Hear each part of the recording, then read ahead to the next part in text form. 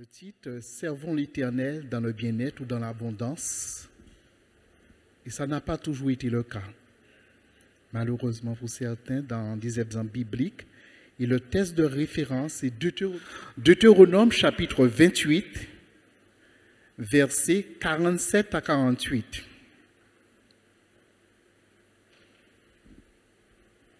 Deutéronome chapitre. Pour n'avoir pas au milieu de l'abondance de toutes choses, servir l'Éternel ton Dieu avec joie et de bon cœur, tu serviras au milieu de la faim, de la soif, de la nudité et de la disette, de toutes choses tes ennemis que l'Éternel enverra contre toi. Il mettra un joug de fer sur ton cou jusqu'à ce qu'il t'ait détruit. Amen. Ce texte nous servira de référence pendant le message, pendant la réflexion que nous allons mener. Donne-moi la définition de servir Dieu.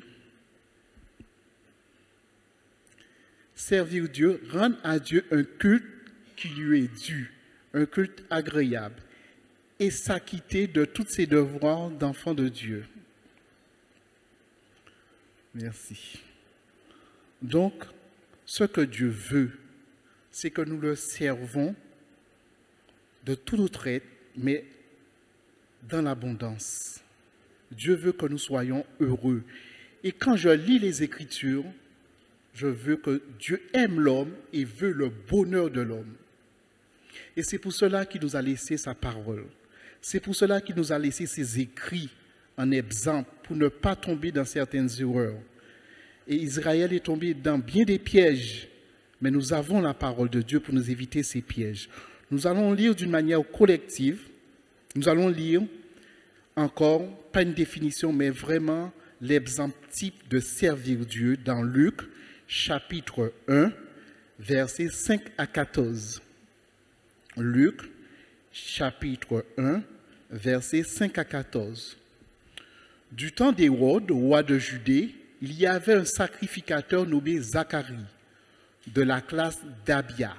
Sa femme était d'entre les fils d'Aaron et s'appelait Élisabeth. Tous deux étaient justes devant Dieu, observant d'une manière irréprochable tous les commandements et toutes les ordonnances du Seigneur. Ils n'avaient point d'enfants parce qu'Élisabeth était stérile.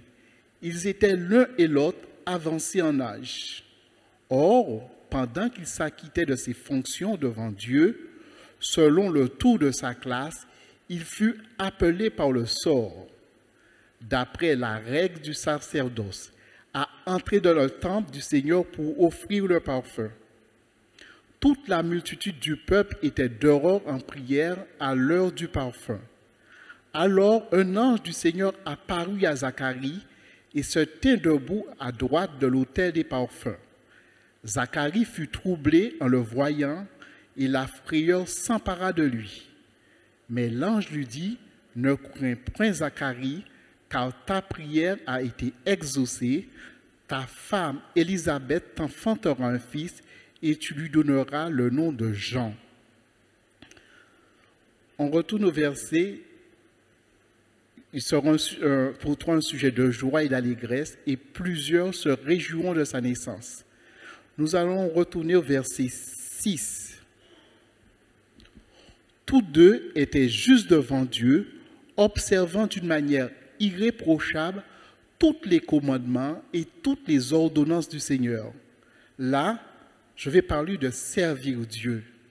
Ils n'étaient pas dans leur fonction, mais ils servaient Dieu avec leur vie. Ils menaient une vie agréable parce qu'ils étaient d'une manière irréprochable tous les commandements et toutes les ordonnances du Seigneur. Là, ils servaient Dieu dans leur vie. Et servir Dieu dans sa vie, c'est chez toi, dans ta maison, avec tes parents, dans ton lieu de travail. Tu sers Dieu parce que tu es agréable à Dieu. Et ce service est plus important que la fonction, parce que c'est ce que Dieu prend plus agréable. L'Écriture, le Saint-Esprit qui a été inspiré, il a mis ce passage avant, irréprochable. observant d'une manière irréprochable tous les commandements et toutes les ordonnances du Seigneur. Ça, c'est servir Dieu, être agréable à Dieu. Et plus loin, au verset 8, « Or, pendant qu'il s'acquittait de ses fonctions devant Dieu, selon le tour de sa classe, il fut appelé par le sort. » Là, c'est la fonction qu'on peut avoir dans l'Église. On peut être diacre, on peut être ancien, on peut être chante. Ça aussi, c'est servir Dieu. Ça a son grande importance aussi. Mais Dieu tient en priorité de le servir déjà avec notre vie, une offrande, partout où on passe. Car ce serait inutile d'être dans une fonction et de ne pas servir Dieu dans sa vie. D'ailleurs, lorsque les apôtres voulaient choisir des gens pour être diacres, ils disaient qu'ils aient un bon témoignage. C'est-à-dire qu'ils voulaient que ces gens déjà servaient Dieu déjà dans leur vie. Et lorsque l'apôtre Paul va parler à Timothée pour choisir des diacres et des anciens, il dira qu'ils soient irréprochables, mariés d'une seule femme, pas attachés au gain. Il y a toute une série de critères qu'il va donner avant de rentrer en fonction. Mais je dis, tous les deux sont importants devant Dieu. La preuve, c'est quand Zacharie était en fonction qu'il a été béni. Dieu lui a apparu et il y a eu un enfant qui s'appelait Jean. Et Jean a été un sujet de joie pour la nation d'Israël et pour le peuple d'Israël. Donc on voit le service et la fonction, mais tous les deux sont importants devant Dieu. Servir Dieu avec joie. Le texte de référence dit, néanmoins, pourquoi on peut le mettre? Pour n'avoir pas au milieu de l'abondance de toutes choses, servir l'Éternel ton Dieu avec joie et de bon cœur. Tu serviras au milieu de la faim, de la soif, de la nudité, la disette, de toutes choses, tes ennemis. On s'arrête là. Et souvent, dans le livre de Juges, c'est ce qui est arrivé souvent à Israël. Ils avaient tout, ils étaient dans le repos, et ils allaient vers d'autres dieux. Nous allons lire dans Juges, chapitre 10, Juges, chapitre 10, versets 6 à 8.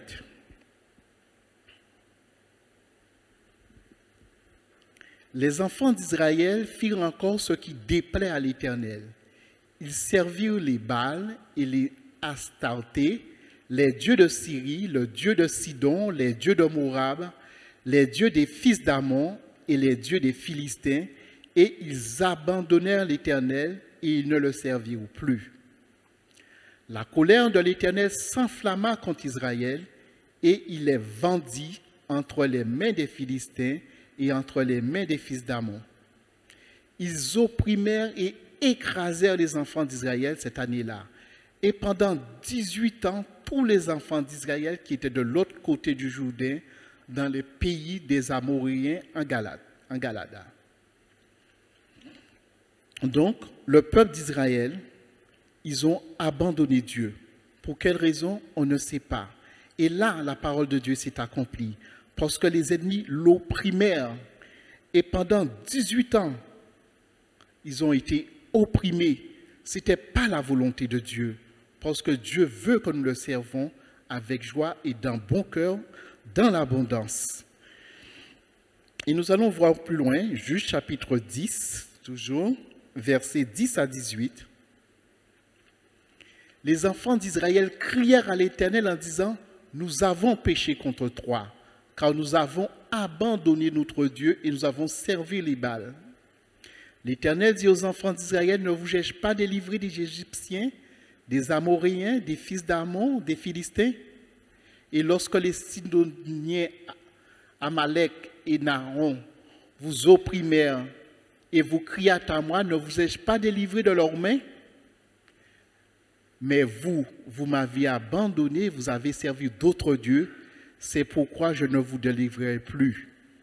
Allez, invoquez les dieux que vous avez choisis, qu'ils vous délivrent au temps de vos détresses. » Les enfants d'Israël dirent à l'Éternel, « Nous avons péché, traite-nous comme il te plaira, seulement daigne nous délivrer aujourd'hui. » Ils ôtèrent les dieux étrangers de milieu d'eux et ils servirent l'Éternel qui fut touché des maux d'Israël. Donc, quelquefois, nous pouvons abandonner Dieu et servir d'autres dieux. Pas des idoles, mais laisser à Dieu la deuxième place. Ne pas donner à Dieu la première place. Dieu veut la première place. Là, ils ont complètement abandonné Dieu. Et au jour de leur détresse, ça fait 18 ans, ils ont dû crier vers ces dieux. Mais ces dieux n'ont pas pu les répondre. Parce que Dieu même leur dira, évoquez ces dieux que vous avez choisis. Et ces dieux n'ont rien pu faire. Ils ne pourront rien faire pour nous. C'est pour cela que nous devons donner à Dieu la première place. Je me souviens quand j'étais adolescent, j'aimais la musique du monde. Bien qu'en étant élevé dans l'église, j'aimais cette musique. Je les écoutais pratiquement tout le temps. Et un jour, pendant que je dormais, j'ai une douleur abdominale très terrible. À tel point, la musique que j'écoutais, je l'en renvoyais de côté parce que j'avais très mal. Et j'ai dû appeler ma mère pour lui dire, prie pour moi car j'ai mal.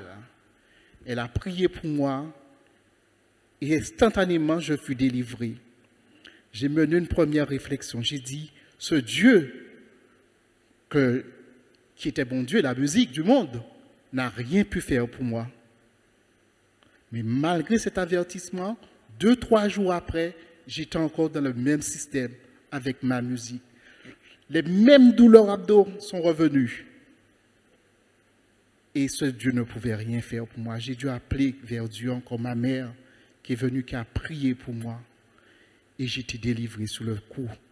Et là, j'ai mené une réflexion. J'ai dit, je ne veux plus ce Dieu étranger dans ma vie. Je veux le Dieu d'Éternel. Ce n'était pas encore ma conversion, mais j'avais compris quelque chose.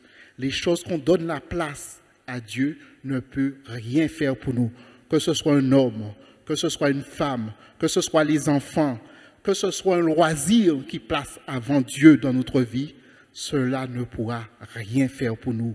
Et dans Juge, le peuple d'Israël l'a reconnu, parce que Dieu dira, invoquez vos dieux, ce que vous avez choisi comme Dieu. Ils n'ont rien pu faire. Et là, ils ont retiré les dieux étrangers au milieu d'eux. Et Dieu a été touché parce qu'il est bon, il est merveilleux, et il les a sauvés. Il les a suscité un serviteur de Dieu qui s'appelle Jephthé. Et là, ils ont été délivrés. Nous devons tirer instruction de ces choses. Et c'est vrai, le livre des Juges parle, lorsqu'ils étaient dans l'abondance, toujours quand tout allait bien, ils se donnaient à des dieux étrangers. Et nous, dans notre vie chrétienne aussi, nous devons pas attendre quand les choses vont bien.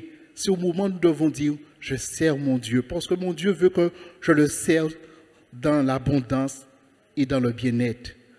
Dans notre pays, nous ne sommes pas persécutés.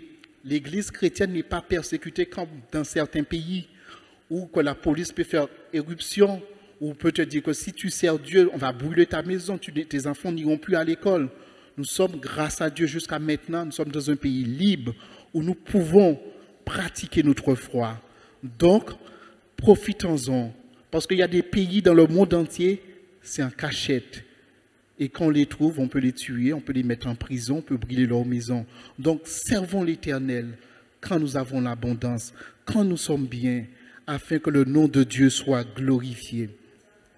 Que le nom de Dieu soit glorifié. Là, c'est un exemple collectif que j'ai pris parce qu'ils abandonnèrent l'Éternel. Veillons à ne pas abandonner l'Éternel et servir notre Dieu. Nous allons prendre un exemple personnel qui se trouve dans Juge. C'est Samson, nous le connaissons tous bien. Nous allons lire dans Juge chapitre 13, verset 24. La femme enfanta un fils et lui donna le nom de Samson. L'enfant grandit et l'Éternel le bénit. Samson, sa naissance même est un miracle. Sa mère était stérile, un ange de l'Éternel les a apparus. Il les avait donné des consignes bien précises, des recommandations, et cet enfant grandit et l'Éternel le bénit. Donc, il était dans la bénédiction pour laquelle que Dieu lui avait préparé pour commencer à délivrer le peuple d'Israël des Philistins. Et comme je vous ai parlé tout à l'heure, il y a servir Dieu et être dans sa fonction. Lorsqu'il était dans sa fonction, ça allait. Mais pour servir Dieu, c'est un peu différent. Nous allons lire dans Juge chapitre 14, versets 1 à 3. Samson descendit à Timna et il vit une femme parmi les filles des Philistins.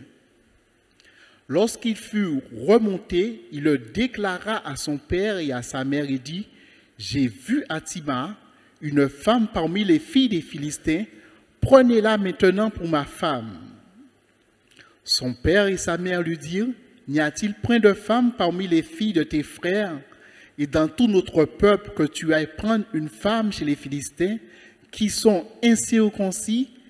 Et Samson dit à son père, « Prends-la pour moi, car elle me plaît. » Dans sa vie quotidienne, Samson a désobéi à ses parents. Et il a désobéi à Dieu parce que Dieu dit, « Enfants, soyez obéissants à vos parents. » Dans un, il a fait 2 fautes. C'était sa vie. « Prends-la pour moi, car elle me plaît. » Donc, cela va avoir des conséquences sur la vie de Samson. Au verset 17, Juges chapitre 14, verset 17. La femme qu'elle voulait épouser, elle pleura auprès de lui pendant les 7 jours que dura leur festin. Et le 7e jour, il la lui expliqua, car elle le tourmentait. Retenez le mot tourmentait. Et elle donna l'explication de l'énigme aux enfants de son peuple. Elle a sa femme, qu'il s'est marié, bien qu'il n'a pas écouté ses parents, sa femme l'a trahi, parce qu'il donna l'énigme aux enfants de son peuple. Donc, il y aura une deuxième conséquence au verset 20. Sa femme fut donnée à l'un de ses compagnons avec lequel il était lié. Donc la femme qui le plaisait, non seulement l'a trahi, et non seulement en deuxième position, il perdit sa femme parce qu'on lui donna à quelqu'un d'autre. Enfants, obéissez à vos parents. Si vous êtes des enfants, faites attention, obéissez à vos parents. En désobéissant à vos parents, vous désobéissez premièrement à Dieu, et puis à la loi de Dieu. Et Samson, ça a été sa première défaite devant les Philistins. Et Satan a bien retenu qu'il le tourmentait. Et depuis qu'on tourmente Samson, il dit tout. Ce n'était pas sa place. Et là, Samson devait retirer une leçon spirituelle. On peut tomber, on peut fléchir une première fois. Mais il dit, « Oh, je suis tombé, elle m'a trahi, j'ai perdu la femme que j'aimais. » Cela ne m'arrivera pas une deuxième fois. Mais malheureusement pour Samson, Samson n'a pas retiré instruction de ce qu'il avait vécu. Et un deuxième drame va arriver dans sa vie. On va le lire dans Juges chapitre 16, du verset 15 à 17.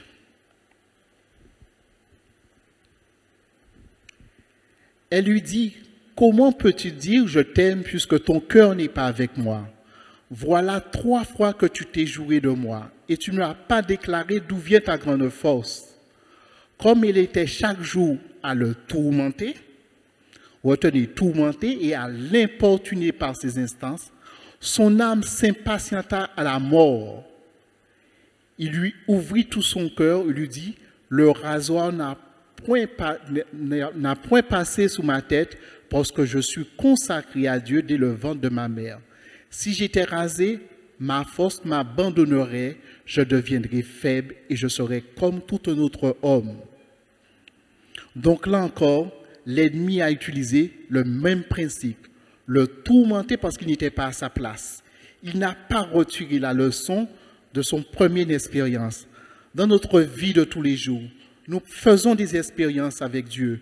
Nous pouvons glisser une première fois, mais nous devons veiller à ne pas glisser 2 fois, parce que la deuxième fois aura des conséquences encore plus graves. Là, il a pu s'en tirer pour la première fois. Pour la première fois, il a perdu sa femme, il a été trahi, mais là, ça va devenir plus grave, parce que notre vie nous insuit et nous devons retirer des leçons. Malheureusement pour, pour Samson, il n'a pas pu retirer des leçons. du verset 20 à 21. Juge chapitre 16, verset 20 à 21. Elle dit alors, les Philistins sont sur toi. Samson, il se réveilla de son sommeil. Il dit, je m'en tirerai comme les autres fois et je me dégagerai. Il ne savait pas que l'Éternel s'était retiré de lui. Il a été trahi 2 fois. La première fois pour son premier mariage. La deuxième fois, il a dit le secret, mais c'était pour sa destruction. Il a été trahi une deuxième fois. On continue le verset 21. Les Philistins le saisirent et lui crevèrent les yeux. Ils le firent descendre à Gaza. Ils le lièrent avec des chaînes d'airain et ils tournaient la meule dans la prison. N'ayant pas été averti, n'ayant pas été sur ses gardes, l'ennemi cette fois-ci lui a crevé les yeux. Il est devenu esclave. Qu'est-ce qui manquait à Samson? De servir l'Éternel, son Dieu, de tout son cœur, dans l'abondance de toutes choses. Il était invaincu dans les combats. Il multipliait les miracles et des prodiges. Dieu faisait à travers lui. Et pourquoi il n'a pas servi Dieu de tout son cœur, de toute son âme, de toutes ses forces? Maintenant, il se trouve qu'il a perdu ses yeux. Il est en train de tourner une meule terrible. Dieu le dit dans notre texte de référence, pour ne pas avoir servi ton Dieu de tout ton cœur, dans l'abondance et des bonnes choses, tu serviras ton ennemi. Et c'est l'exemple type qui est arrivé à Samson. Il était en train de servir ses ennemis. Frères et sœurs, nous devons faire attention. Quand par des événements de la vie, nous avons chuté, nous devons être très attentifs. Tourmentés, trahison, cela m'est déjà arrivé une première fois. Je dois faire attention pour que cela ne m'arrive pas une deuxième fois. Parce que la deuxième fois a été fatale pour Samson.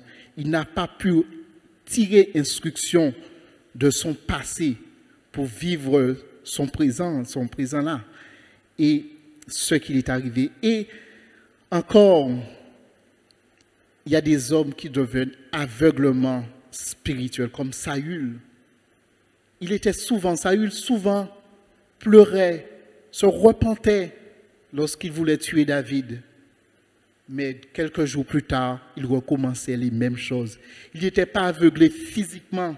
Il n'était pas aveuglé il n'avait pas perdu la vue. Mais spirituellement, il était déjà dans l'aveuglement spirituel. Il ne comprenait plus rien. Et là encore, l'aveuglement, ce que les désirs de l'ennemi, c'est de crever nos yeux.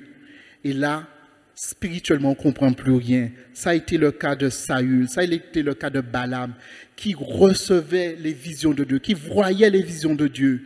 Mais ils n'ont pas servi Dieu de tout leur cœur, de toute leur âme, de toute leur force. Ils n'ont pas été obéissants. Et où Balaam s'est trouvé?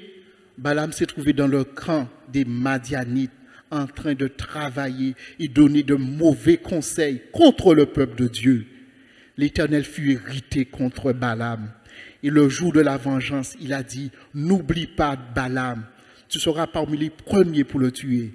Et pourtant, Balaam voyait les visions de Dieu. Il était dans une abondance. Il était béni. Il disait, il voyait Dieu. Et pourtant, pour ne pas avoir servi Dieu de tout son cœur, de toute son âme et de toutes ses forces, il s'est trouvé dans un mauvais chemin. Un chemin qui mène à la mort. Et Dieu l'a averti plusieurs fois en disant, le chemin que tu prends t'emmène à la mort. Lorsque Dieu nous avertit, soit par des circonstances, soit par des circonstances de la vie, soit par vision, soit par rêve, soit par prophétie, faisons attention. Ce matin, il y avait une prophétie où Dieu disait, ne mettez pas la main dans la Sainte Seine. Je t'ai vu. C'est par amour que Dieu a parlé à cette sœur ou à ce frère pour ne pas tirer de malédiction sur lui, qu'il plaise à Dieu, qu'il se repente et qu'il serve son Dieu dit. Il a entendu le message, qu'il se repente parce que Dieu veut que nous soyons heureux. Dieu veut le bonheur des hommes. Et là, il y a de ceux qui sont venus aveuglement spirituels. Ils ont été la risée de l'ennemi, comme Balaam, comme Saul de Tarse, qui est allé jusqu'à consulter, on dira chez nous, un quimboiseur pour connaître l'avenir. On peut connaître Dieu, mais qu'on ne fait pas attention aux avertissements, ça peut aller très loin. Et lorsqu'on ne veut pas servir Dieu dans le bien-être, qu'est-ce qui manquait à ça? Il était roi, il avait tout. Pourquoi ne pas servir l'Éternel? Et nous allons lire dans le verset 25, toujours Juge chapitre 16, verset 25. Dans la joie de leur cœur, il dit qu'on appelle Samson et qu'il nous divertisse. Lorsqu'on chute, on tombe, on devient un divertissement pour notre ennemi, le diable.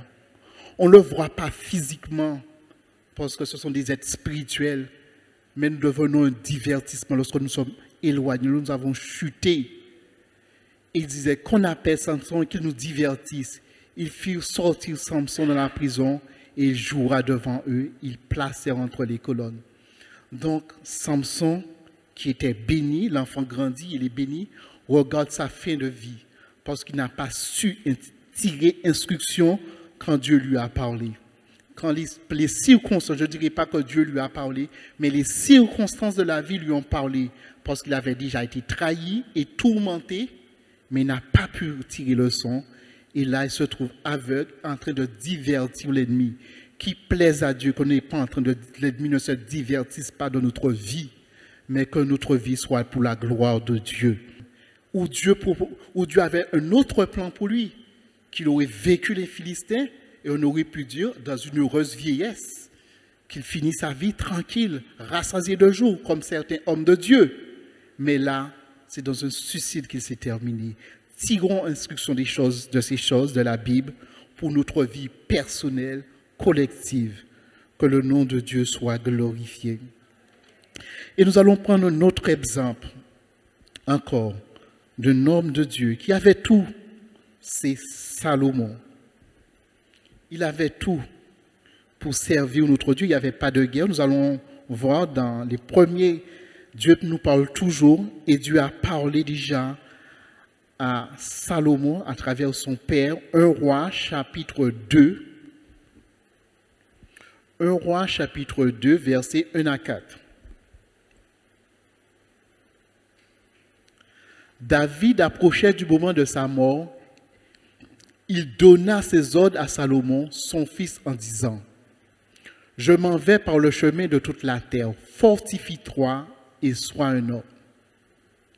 Observe les commandements de l'Éternel ton Dieu, en marchant dans ses voies, en gardant ses lois, ses ordonnances, ses jugements et ses préceptes, selon ce qui est écrit dans la loi de Moïse, afin que tu réussisses de tout ce que tu feras et partout où tu te tourneras, afin que l'Éternel accomplisse cette parole qu'il a prononcée sur moi. Si tes fils prennent garde à leur voie en marchant avec fidélité devant moi, de leur cœur, de toute leur âme, tu ne manqueras jamais de successeur sur le trône d'Israël. Voici le conseil de son père, un très bon conseil. Mais Dieu ne va pas se contenter de lui parler une seule fois. Là, c'est son père qui lui a donné ce conseil qui venait de Dieu. Les hommes peuvent nous parler, nos parents peuvent nous parler. Ce n'est pas une prophétie, mais cela peut être inspiré de Dieu. Et cette parole était inspirée de Dieu parce que Dieu va lui répéter les mêmes choses encore dans Roi chapitre 3. 1 Roi chapitre 3, versets 5 à 14.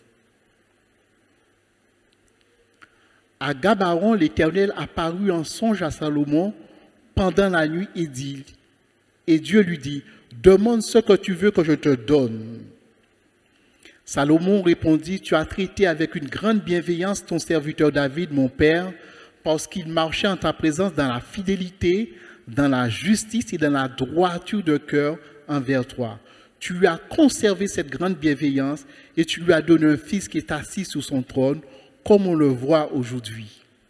Maintenant, Éternel mon Dieu, tu as fait régner ton serviteur à la place de David, mon père, et moi je suis qu'un jeune homme et je n'ai point d'expérience. Ton serviteur est au milieu du peuple que tu as choisi, peuple immense qui ne peut être ni compté ni nombré à cause de sa multitude. Accorde à ton serviteur un cœur intelligent pour juger ton peuple, pour discerner le bien du mal, car qui pourrait juger ton peuple, ce peuple si nombreux? cette demande de Salomon plut au Seigneur. Et Dieu lui dit, puisque c'est ce que tu demandes, puisque tu ne demandes pour toi ni une longue vie, ni les richesses, ni la mort de tes ennemis, et que tu demandes de l'intelligence pour exercer la justice, voici, j'agirai selon ta parole. Je te donnerai un cœur sage et intelligent, de telle sorte qu'il n'y aura eu personne avant toi, et qu'on ne verra jamais personne de semblable à toi. Et je te donnerai en outre ce que tu n'as pas demandé, des richesses et de la gloire, de telle sorte qu'il n'y aura pendant toute ta vie aucun roi qui soit ton pareil. Et là, Dieu va répéter ce que son père lui avait déjà dit. Et si tu marches dans mes voies, en observant mes lois et mes commandements, comme je l'ai fait à David ton père, je prolongerai tes jours. Amen. Donc, un peu ce que son père lui avait répété, en dernière partie, il lui dit, si tu marches dans mes voies, en observant mes lois et mes commandements, comme l'a fait David ton père, je prolongerai tes jours. Ça fait la deuxième fois que Dieu lui parle. Et Dieu va lui parler une troisième fois, en disant presque les mêmes choses. 2 Rois chapitre 9, 1 Roi chapitre 9, toujours un roi, du verset 1er au verset 5. Lorsque Salomon eut achevé de bâtir la maison de l'Éternel, la maison du roi, et tout ce qu'il eut plu de faire, l'Éternel apparut à Salomon une seconde fois, comme il était apparu à Gabaon. Et l'Éternel lui dit, j'exauce ta prière et ta supplication que tu m'as adressée. Je sanctifie cette maison que tu as bâtie pour y mettre à jamais mon nom, et j'aurai toujours là mes yeux et mon cœur. Et toi, la même chose, si tu marches en ma présence, comme a marché David ton père, avec sincérité de cœur, c'est important, et avec droiture, faisant tout ce que j'ai été commandé, si tu observes mes lois et mes commandements, je t'établirai pour toujours le trône de ton royaume en Israël, comme je l'ai déclaré à David ton père en disant, tu ne manqueras jamais d'un successeur sur le trône d'Israël.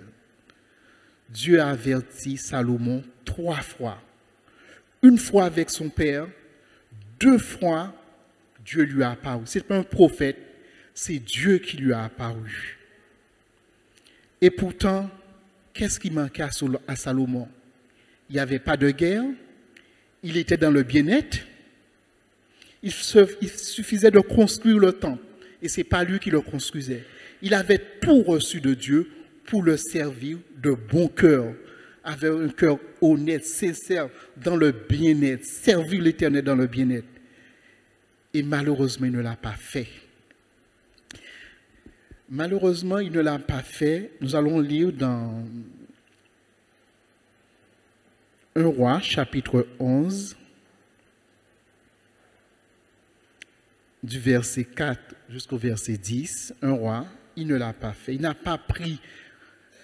À l'époque de la vieillesse de Salomon, ces femmes inclinèrent son cœur vers d'autres dieux, et son cœur ne fut point tout entier à l'Éternel, son Dieu, comme l'avait été le cœur de David, son père. Salomon alla après Astarté, divinité des Sidoniens, et après Milcom, l'abomination des Ammonites. Et Salomon fait ce qui est mal aux yeux de l'Éternel. Il ne suivit point pleinement l'Éternel comme David son père.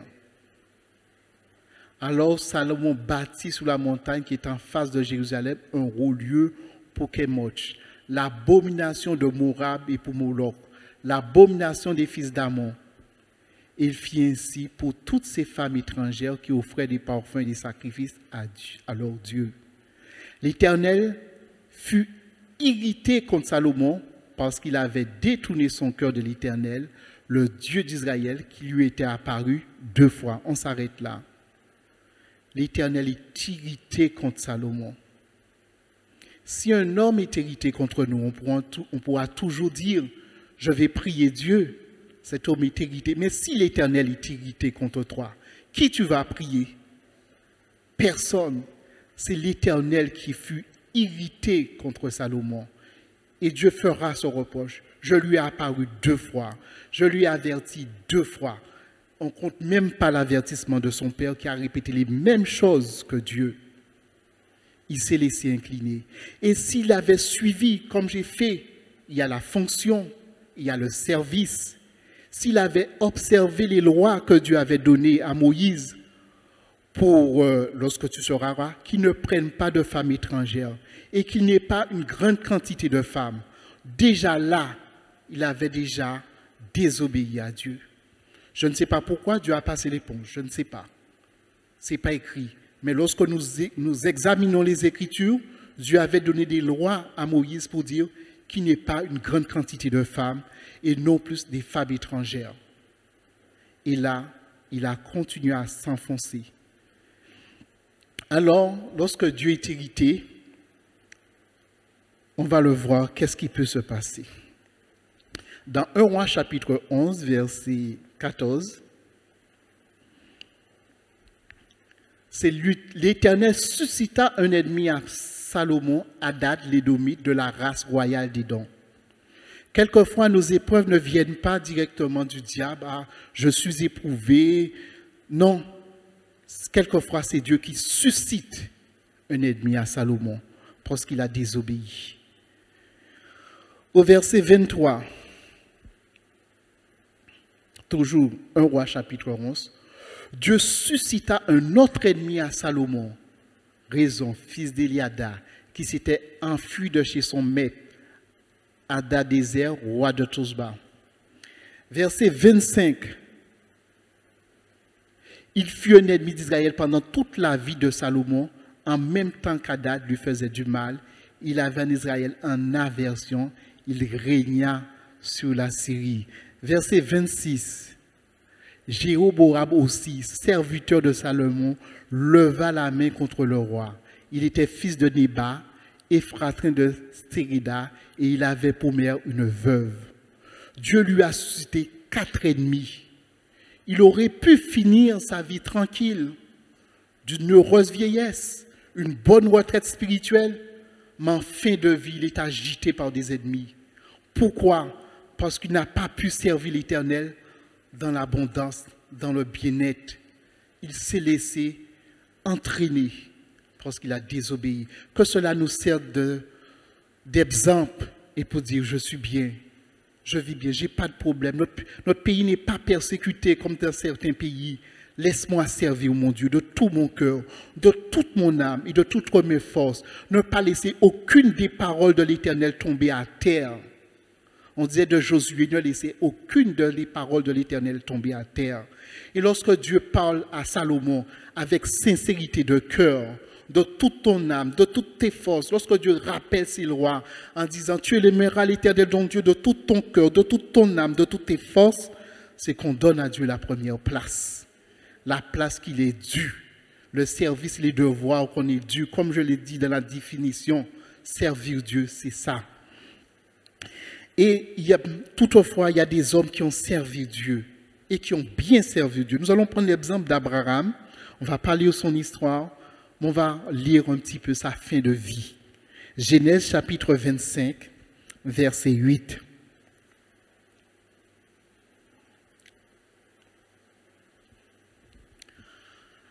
Abraham expira et mourut après une heureuse vieillesse, âgé et rassasié de jours, et il fut recueilli auprès de son peuple. Certainement, c'est ce que Dieu voulait pour Salomon, ce que Dieu voulait pour Samson.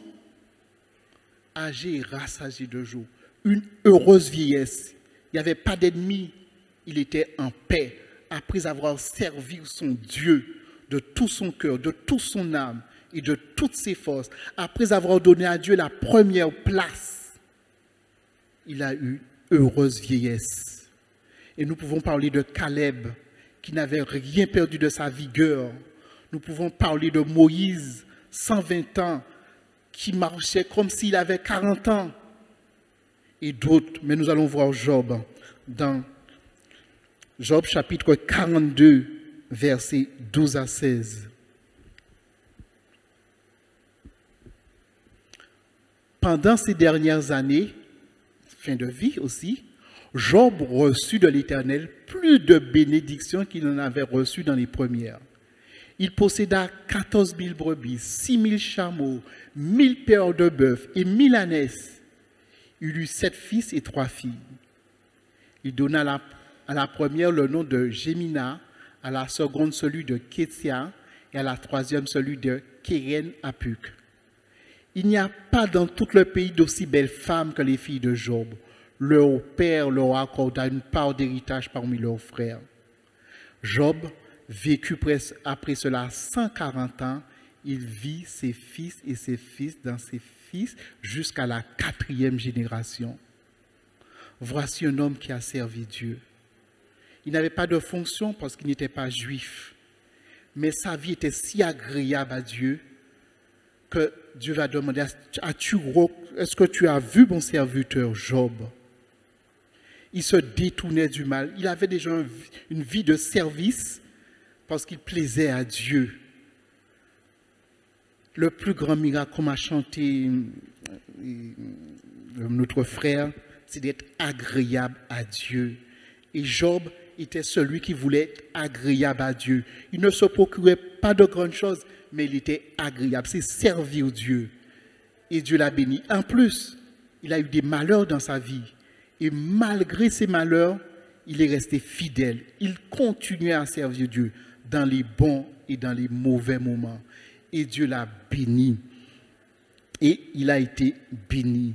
Et beaucoup de serviteurs. Paul pouvait dire, je sais vivre dans l'abondance. Paul servait Dieu dans l'abondance. Mais Paul pouvait dire aussi, je pouvais servir Dieu dans la disette.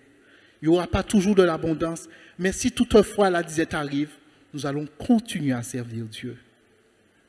Donc, c'est ce que Dieu veut nous enseigner. Et pour conclure, nous allons conclure dans Apocalypse, chapitre 3. Là, c'est Dieu s'adresse à l'Église. C'est plus Israël, mais Dieu s'adresse à l'Église, aux Églises. Du verset 14 à 22.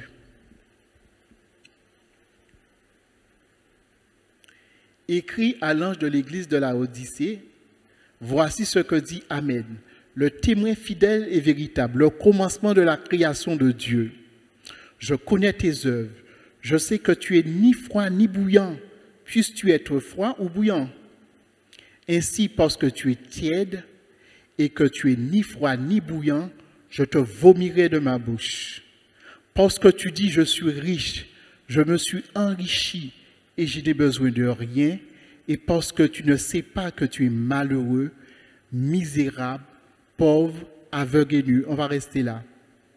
L'aveuglement spirituel. L'église de la Odyssée était dans un aveuglement spirituel. Ils voyaient mais ne comprenaient rien. Alors l'amour de Dieu encore leur pousse à dire, tu es misérable, tu es pauvre, tu es aveugle et nu. Pourquoi? Parce que tu es ni bouillant pour l'Éternel et ni tu es tiède. Ce n'est pas à dire qu'ils n'allaient pas à l'église, peut-être qu'ils chantaient des louanges, qu'ils priaient, mais ce n'était pas suffisant.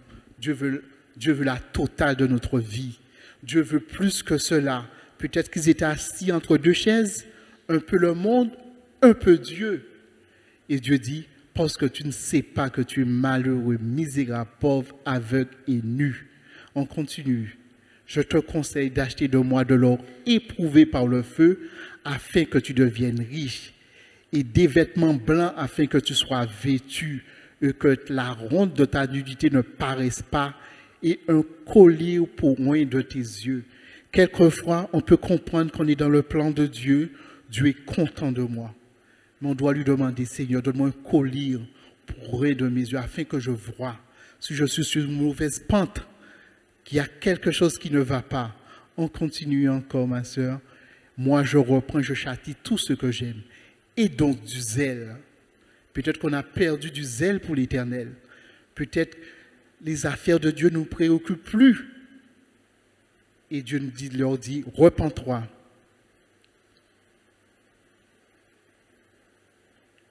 Jusqu'au verset 22.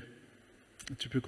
Voici, je me tiens à la porte et je frappe. Si quelqu'un entend ma voix et ouvre la porte, j'entrerai chez lui, Je souperai avec lui et lui avec moi. Celui qui vaincra, je le ferai asseoir avec moi sous mon trône, comme moi j'ai vécu, et moi aussi avec mon Père sous son trône. Que celui qui a des oreilles entende ce que l'Esprit de Dieu dit aux églises. Là, Dieu rappelle à l'église de la Odyssée qu'il est froid, qu'il est tiède. Dieu veut que nous soyons bouillants pour lui. Et lorsqu'il dit que tu ne vois pas, tu es nu, c'est un aveuglement spirituel, comme pour Saül, comme pour Balaam. On croit qu'on est avec Dieu, mais Dieu n'est pas avec, comme Samson. On dit qu'il se réveilla, il était dans un sommeil, mais il était déjà trop tard. Nous devons veiller attentivement comment nous servons l'Éternel. Il y a déjà le service avec notre propre vie, dans notre vie quotidienne. Il y a aussi le service dans l'Église, que je dirais fonction, que ce soit diacre, prédicateur, mais les deux vont ensemble. Et comme je l'ai rappelé tout à l'heure, lorsque Paul donnait des conseils à Timothée, il donnait des conseils au préalable en disant ce que devait être le diacre après pour avoir des fonctions au sein de l'Église. Et c'est la même chose aussi pour les Lévites et la même chose pour lorsque Dieu a parlé de ce sacrificateur, Zacharie, il disait qu'il était irréprochable et après il faisait ses fonctions. Donc, Dieu veut que ce soit ainsi. Mais Dieu donne toujours, tant que nous sommes sous la grâce, il y a toujours un temps de repentance. Il y a toujours un temps pour dire, Seigneur, je veux retourner. Et nous allons lire dans Apocalypse chapitre 2, verset 5. Apocalypse chapitre 2, verset 5. Là aussi, souviens-toi donc d'où tu es tombé. Repens-toi et pratique tes premières œuvres. Sinon, je viendrai à toi et j'ôterai ton chandelier de sa place, à moins que tu te repentes. Souviens-toi donc tu es tombé. Pratique tes premières œuvres, ton premier amour, quand tu étais zélé, quand tu as rencontré Christ. Avec le temps, peut-être que tu t'es endormi. Et Dieu nous demande de nous repentir et de revenir à lui. Et une dernière conclusion avec David, qui est un homme selon le cœur de Dieu. Et nous tous, nous pouvons faire cette prière. Psaume 139, versets 23 à 24.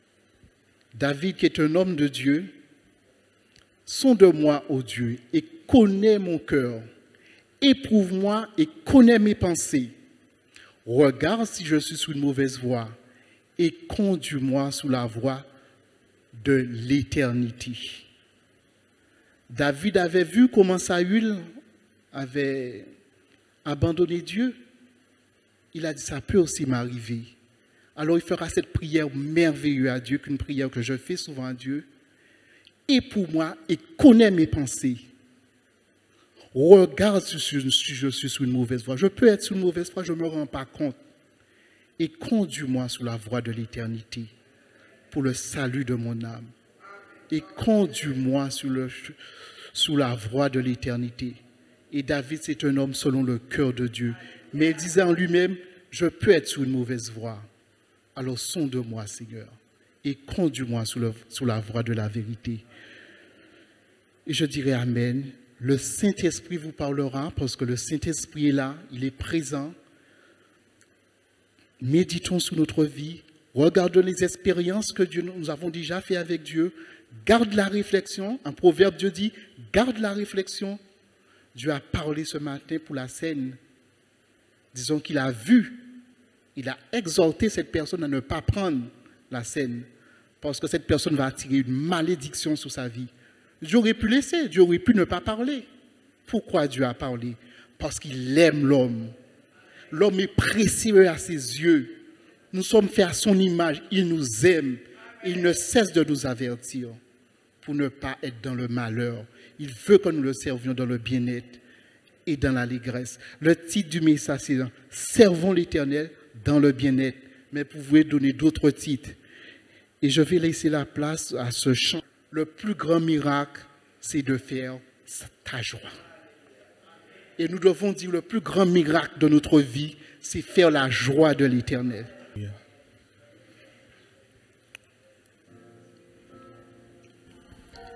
Merci pour la croix, pour le prix payé, car tu t'es donné sans rien retenir. Précieux Jésus, précieux Jésus, ils sont pardonnés nos nombreux péchés, couverts par ton sang, ils sont oubliés. Merci Jésus, merci Jésus, à toi mon amour, à toi mon amour, tout mon cœur Seigneur, je ne comprendrai jamais pourquoi tu m'aimes. Tu es mon bonheur, tu es mon bonheur, ma suprême joie. Mais voici le plus grand miracle à mes yeux, c'est que je fais ta joie. C'est pour nous guérir que tu as souffert, tu as pris nos peurs.